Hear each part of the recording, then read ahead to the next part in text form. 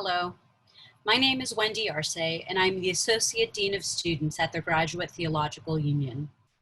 My role is to track our students' progress through our MA and PhD programs.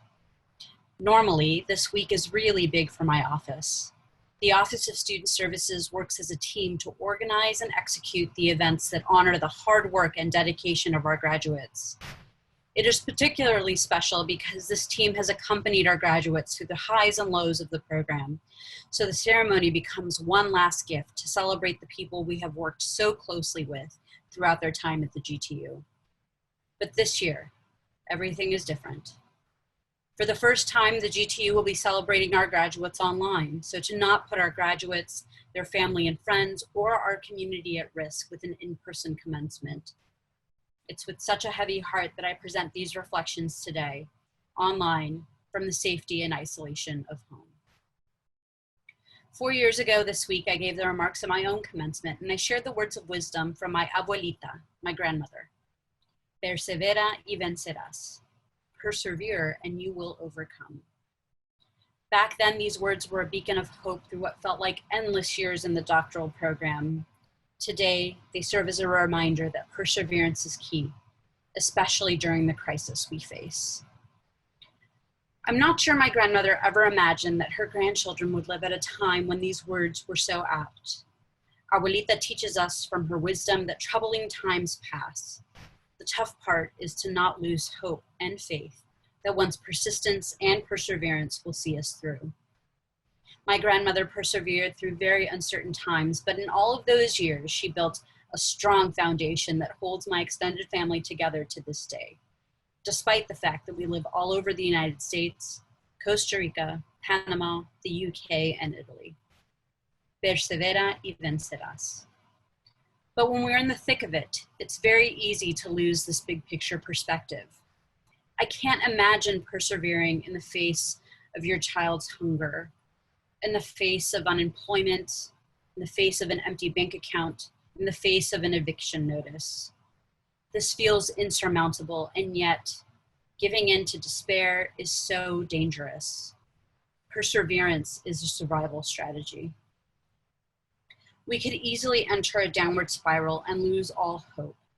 But this is a time when hope and faith, coupled with wisdom, critical thinking, and creating different forms of community can help us make safe and informed decisions while not feeling alone and scared. To stay home if we're lucky enough to be able to do so safely, to protect ourselves if we must go out to work or if we must find a new place to live. As our shelter-in-place orders have grown from 3 weeks to 7 and 7 weeks to 11 here in the state of California, we must find ways to persevere, to be persistent in desperate and seemingly hopeless times, to create space for what we are feeling, but find ways to press on and give ourselves and others our very best. This will be a new normal, and yes, the world will look different when we emerge. We might not know what it will look like. But what we do know is that the world is in need of the theological, ethical, and spiritual leadership seeped in the wisdom traditions and academic training represented at the GTU. Our graduates and our current students have always answered the call of a world in need of their leadership. But now, more than ever, our world counts on the leaders that emerge from the GTU to think critically, deeply, holistically of the changes our world face.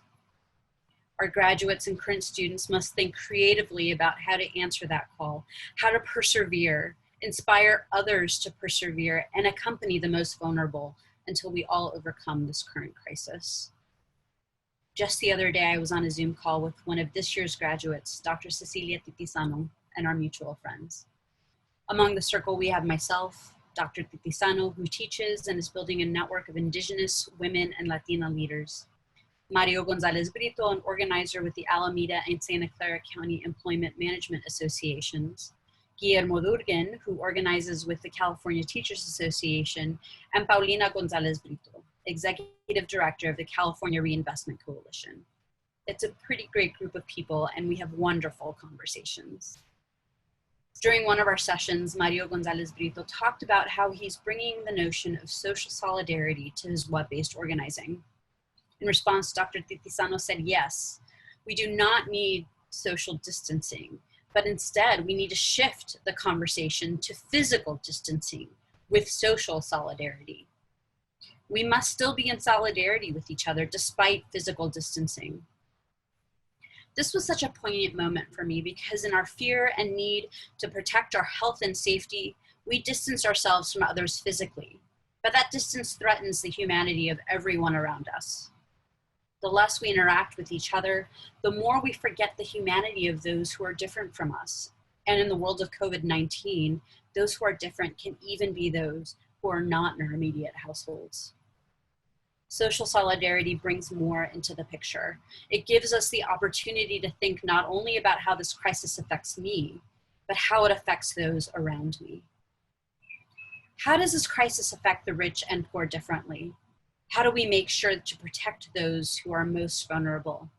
Those who have health issues, who are unable to work from home, who have been unemployed or furloughed due to budget cuts? And how can we create community, offer support, provide wisdom to societies that are afraid, at risk, in mourning, and isolated? Our graduates and our current students are engaged in this incredibly important work, supporting their communities, families, and colleagues, and finding ways to create social solidarity despite the need for physical distancing. It is with great pride and joy that I announce the GTU commencement website celebrating the accomplishments of the class of 2020, graduates of the Master of Arts and Doctor of Philosophy degrees. On the site, you will find several components that mirror our in-person ceremony. Dr. Susan Aguilar has shared some reflections to start us off. She graduated in the PhD program in interdisciplinary studies. After that, you will find remarks from our interim president and dean, Uriah Kim. You will also hear from Michael Dodds, one of our faculty members, and Dr. Johanna Juncker, graduate of the PhD program in art and religion.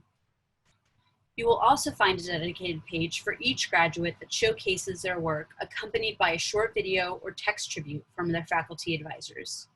At the bottom, MA graduate Albert Honegan closes our time together with texts from Judaism, Christianity, and Islam, spoken in many different languages. This sends our graduates forth into the world. I hope you take a moment to look at the wonderful accomplishments of our graduates, leaders for a world in crisis. Many thanks for your time and attention. Stay healthy and be well.